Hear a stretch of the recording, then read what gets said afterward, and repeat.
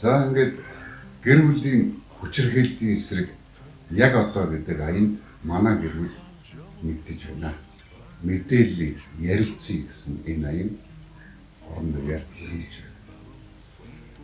Дэлхийн нийтийг хамарсан энэ их айхтар цар тахлын үед манай гэр бүлүүд нь бусад гэр бүл манай монголчууд бид дүрм журмаа агштал биелүүлж ариун цэврийг сахиж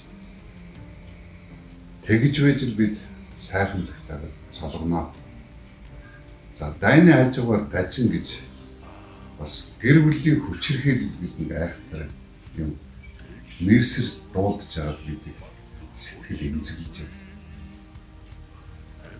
Гэр бүлийн дулаан уур амьсгал аав ээжийн сайхан харилцаа үр хүүхдүүдийн инээд хөөрөөр гэр бүлийн халуун дулаан харилцааг үүсгэе. Ер нь ингээ бодоод байхад гэр бүлийн хүчирхийллийг ямар хүмүүс үйлддэг вэ гэвэл миний бодлоор сэтгэлийн тэнхээгүй аймхаа hulчгаар мунж дараа ийм л ирчүүдээс гэр бүлийн хүчирхийлэл гардаг гэдэгт би байна. Тэгж боддгийг. Тэгэхээр бид энэ гэр бүлийн халуун дулаан уур амьсгал ерөөсөл эхнэр нөхрийн харилцаанаас л эхэлдэг.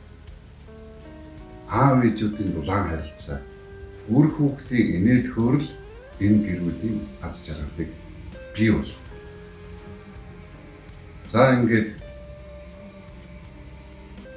танаа гэр бүл энэ гацуур мод шиг гэрэлтж, гялалзж байхын сайхан өрөөдийг дэвшүүлье.